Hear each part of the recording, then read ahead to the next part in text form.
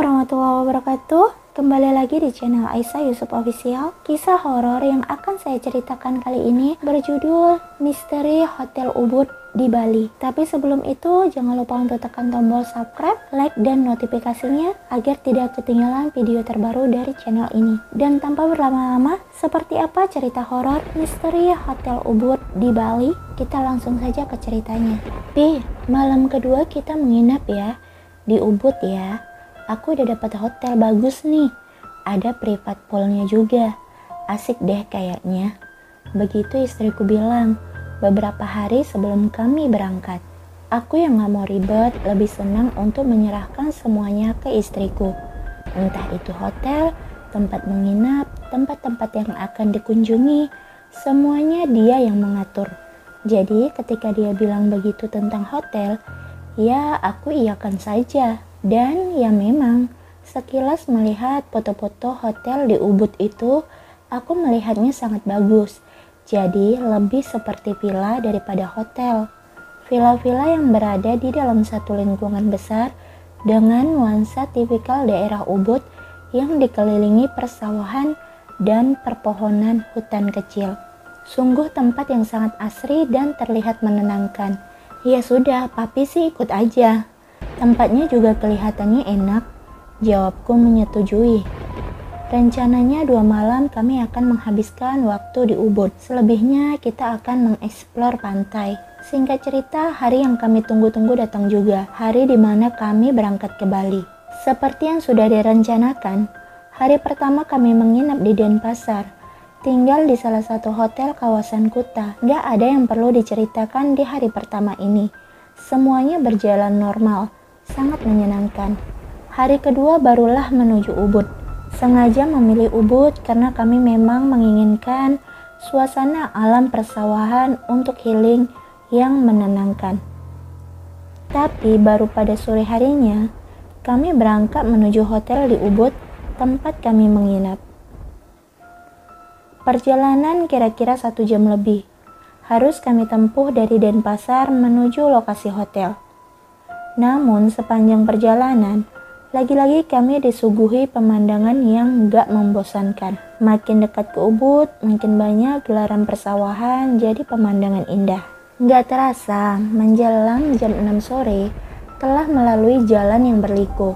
Kami hampir sampai, menuju lokasi hotel yang letaknya gak di tengah kota. Kami harus melewati pedesaan yang masih tergolong sepi. Dibantu Google Map, kami mengikuti arah jalan yang harus ditempuh. Sebenarnya nggak terlalu susah, namun memang menuju ke hotel ini bisa dibilang agak berliku. Beberapa kali juga kami harus melewati pemakaman umum, sepi dan agak menyeramkan. Nah, ketika sudah sangat dekat dengan gerbang pintu masuk hotel, kami melihat ada pemakaman umum yang cukup besar. Lagi-lagi terlihat sangat sepi dan kosong. Aku dan istri saling diam ketika melewatinya, karena suasananya sedikit berbeda. Kok dekat kuburan ya, Pi? Tanya istriku. Pertanyaan yang gak memerlukan jawaban. Aku diam saja. Gerbang bergapura besar khas Bali berdiri di tengah-tengah pepohonan. Di antaranya ada jalan kecil yang agak sempit kalau dilewati oleh 2 kendaraan saat berpapasan. Lalu kami memasukinya. Pak Sapa dengan ramah memberikan petunjuk kemana kami harus mengarah untuk menuju lobi. Ada satu kolam taman besar yang di tengah-tengahnya berdiri patung berwarna putih yang besar juga. Kami harus berputar setengah lingkaran mengelilinginya untuk sampai ke lobi.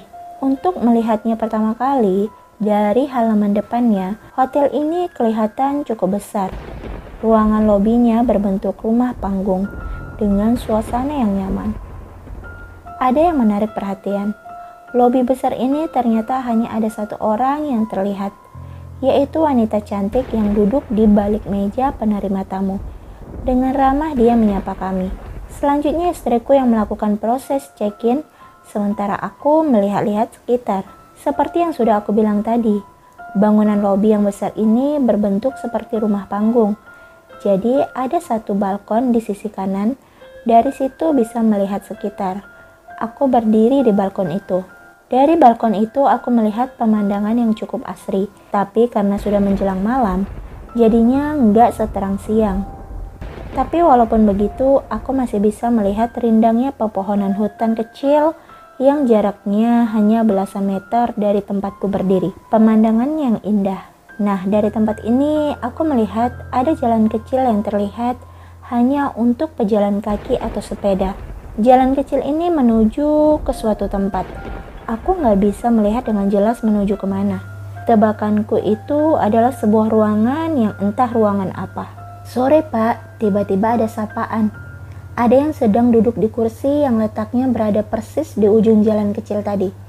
Tempat duduknya hampir persis di bawah balkon tempat aku berdiri. Seorang pemuda berusia sekitar 20 tahunan yang mengenakan kemeja lengan panjang berwarna putih, bercelana panjang hitam, terlihat seperti pegawai baru masuk atau pegawai magang. Sore, aku membalas sapaan ramahnya dengan senyuman. Karena jarak kami hanya beberapa meter, jadinya aku bisa melihatnya dengan jelas. Setelah bersapaan, kemudian pemuda itu mengalihkan pandangannya ke depan, ke hutan kecil di hadapan kami. Aku juga begitu, menatap ke depan, gak lagi melihat ke bawah. Beberapa detik kemudian istriku memanggil, "Pi, udah, ayo." Ternyata proses check-in sudah selesai. Sebelum menghampiri, refleks aku menoleh ke bawah, ke tempat di mana pemuda berbaju hitam putih itu duduk. Tapi aneh, ternyata dia nggak ada di tempatnya. Kursinya sudah kosong. Mungkin sudah masuk ke ruangan, begitu pikirku. Tapi masa iya, hanya dalam 3 atau 4 detik? Tapi ya sudahlah, aku nggak terlalu memikirkannya. Setelah itu, aku langsung menghampiri istriku. "Nanti kendaraan bisa parkir di tempat itu saja ya Pak. Petugas kami akan menghantarkan Bapak dan Ibu menuju kamar." Mbak resepsionis bilang begitu, sambil menunjuk ke arah lapangan di samping bangunan lobi ini. Ternyata memang hotel ini berkonsep villa atau resort. Salah satu peraturannya, kendaraan diberi tempat parkir khusus, gak boleh masuk ke lingkungan hotel. Jadi para tamu harus berjalan kaki untuk menuju kamar atau villanya masing-masing.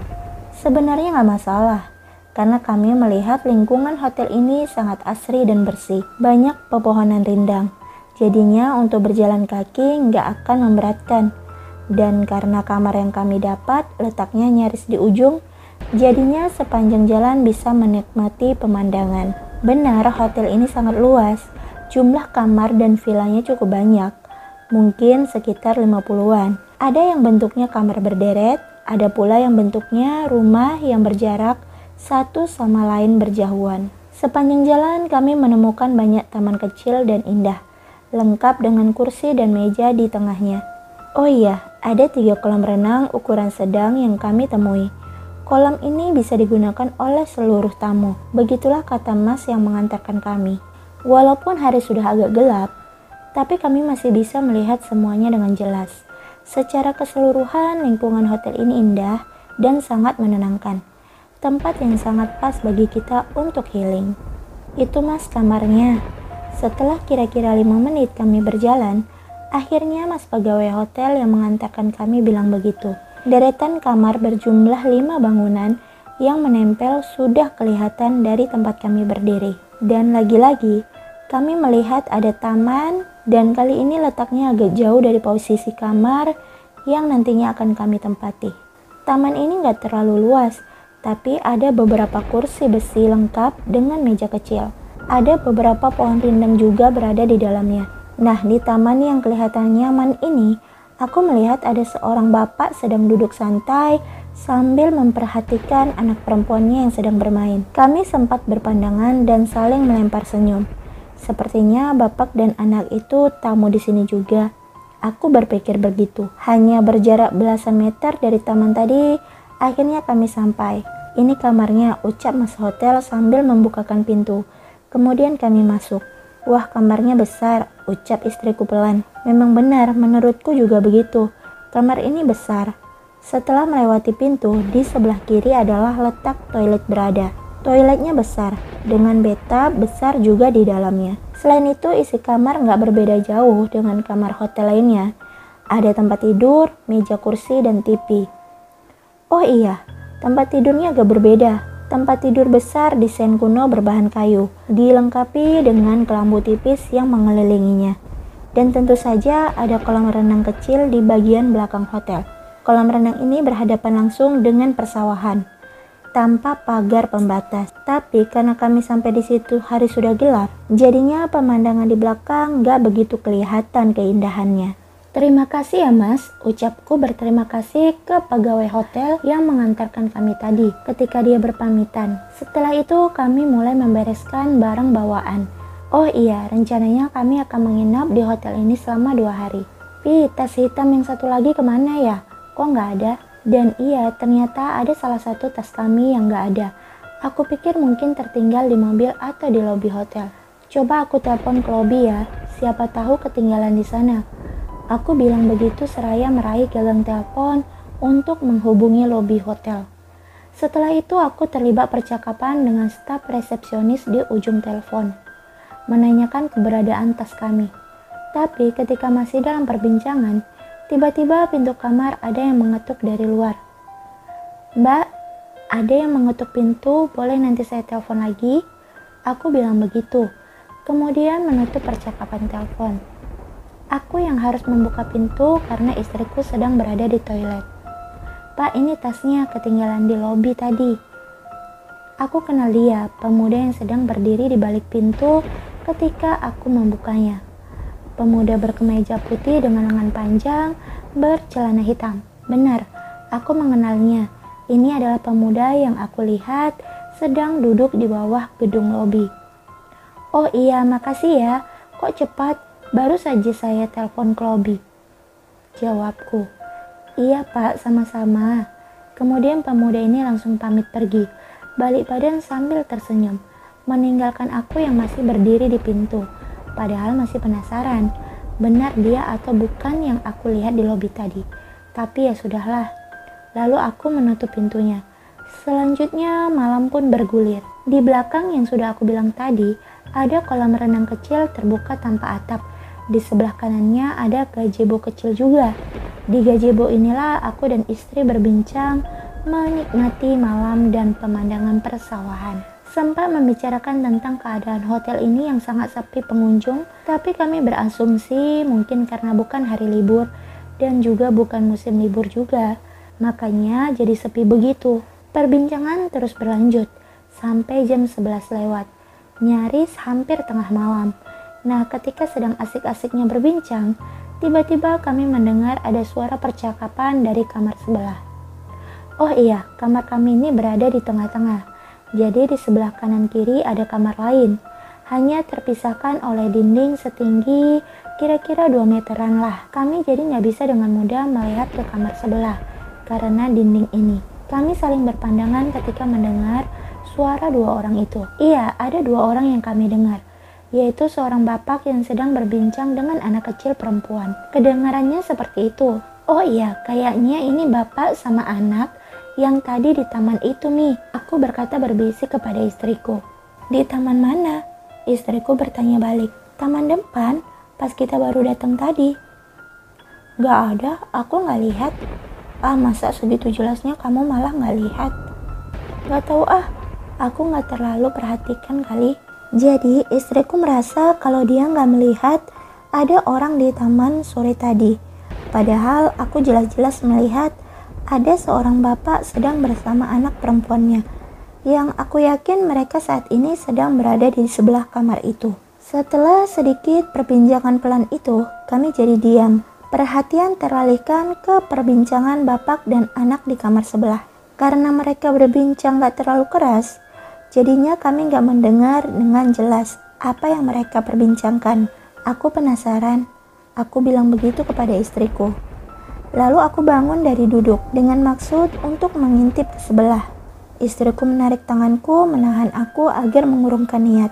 Tapi aku penasaran, tetap ingin melihat ke sebelah. Dan gak perlu usaha berlebih, aku cukup berdiri di atas gazebo. Sudah kelihatan suasana kamar sebelah, walaupun nggak seluruhnya. Aku juga nggak bisa melihat sosok bapak dan anak dan masih berbincang itu. Tapi bisa melihat dengan jelas kalau kamar sebelah ini gelap gulita. Sama sekali nggak ada lampu yang menyala. Gelap. Dari teras sampai isi kamarnya terlihat gelap.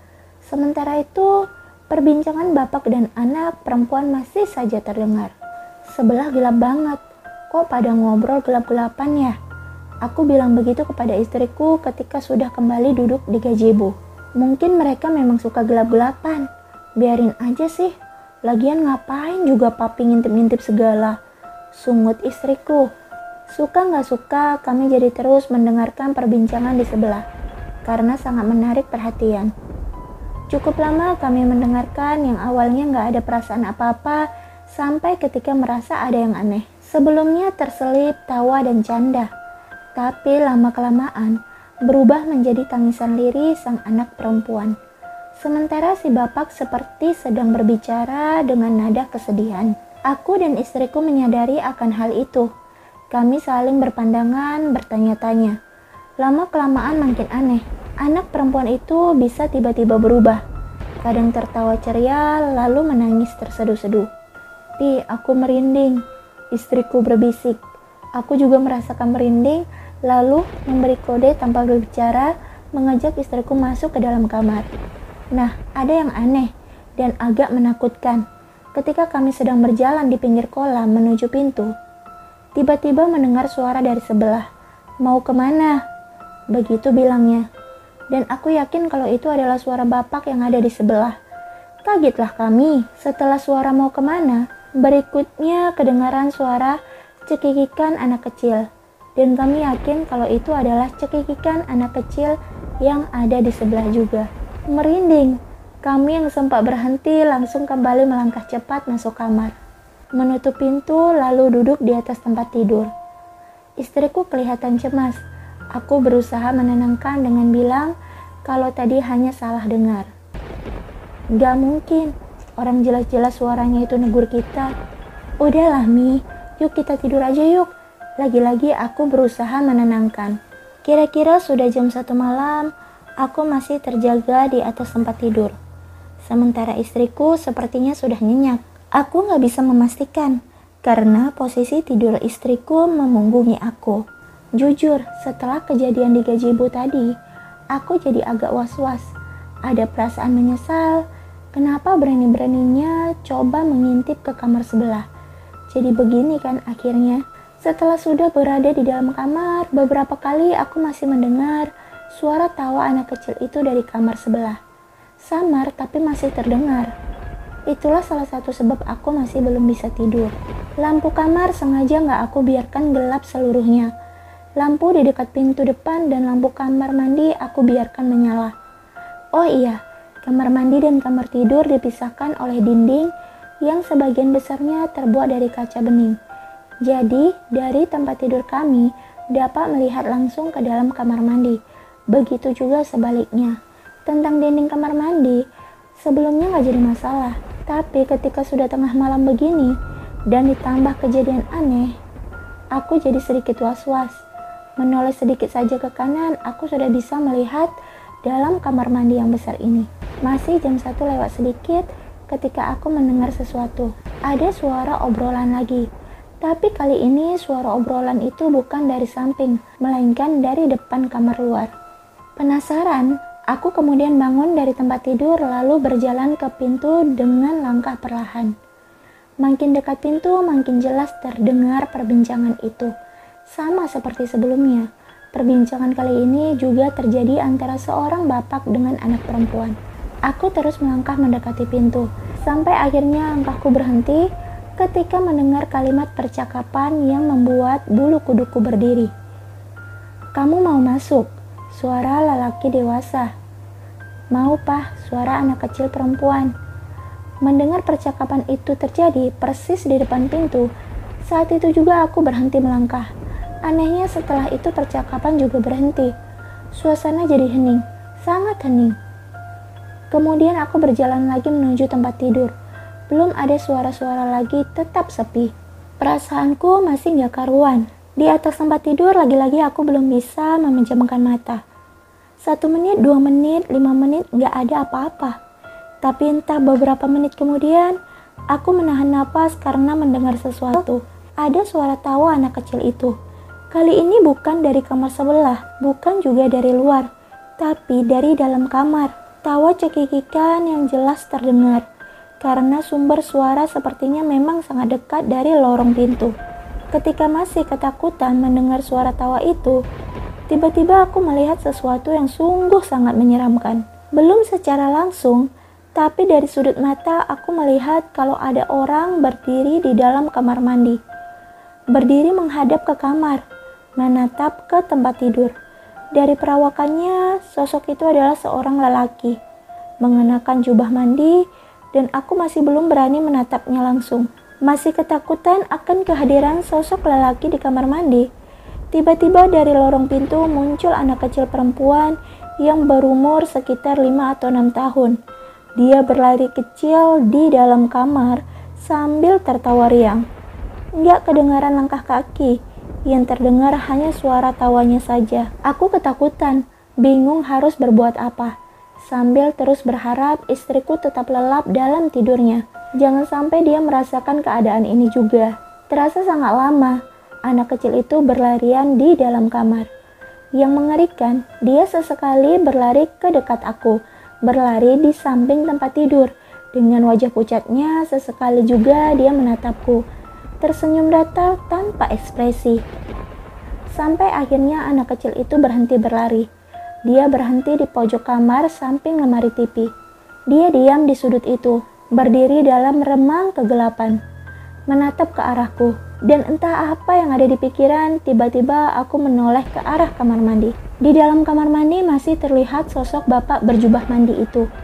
Masih dalam posisi yang sama, dia menatap ke tempat tidur. Di titik inilah nyaliku goyah. Gak bisa berbuat apa-apa selain berdoa. Sambil memejamkan mata, aku meminta pertolongannya. Tiba-tiba istriku membalikkan badannya lalu memelukku erat. "Papi," dia menyebut namaku dengan suara gemetar, ketakutan. "Berdoa, Mi," bisikku. Saat inilah aku baru sadar kalau ternyata istriku juga mendengar dan melihat semuanya. Cukup lama kami berdoa sambil terpejam. Sampai akhirnya, beberapa saat kemudian, aku berani membuka mata. Sosok seram bapak dan anak itu sudah gak ada. Sudah gak berada di dalam kamar lagi. "Sudah gak ada, Mi. Pi, kita harus pergi dari sini. Aku gak mau. Serem, Pi," istriku bilang begitu. Ya sudah, tanpa berdebat, aku langsung setuju. Bergegas kami berganti baju lalu keluar kamar, pergi menuju kendaraan. Perjalanan dari kamar menuju parkir kendaraan cukup jauh. Kurang lebih 5 menit berjalan kaki. Selama perjalanan sangatlah sepi, karena memang masih jam 2 pagi. Ditambah hotel yang sepertinya sepi juga penghuninya. Kami berjalan cepat, bergegas agar sampai ke tempat parkir. Entah ketika sudah berapa menit perjalanan, kami yang tadinya hanya bergandengan tangan, tapi tiba-tiba istriku memeluk erat. Kembali terlihat ketakutan. "Sebelah kiri, Pi, balkon atas," istriku bilang begitu. Aku refleks menoleh ke tempat yang dia maksud. Benar, di salah satu pilar bertingkat, di balkon atasnya ada berdiri sosok bapak-bapak berjubah mandi dan seorang anak perempuan. Sosok yang sepertinya tadi mampir ke kamar kami. Mereka berdua berdiri memperhatikan dalam remang gelap. Makin cepatlah langkah kami saat melihat itu. Syukurlah akhirnya sampai juga di parkiran. Setelahnya bergegas kami meninggalkan hotel mencari tempat yang masih ada orang berkegiatan.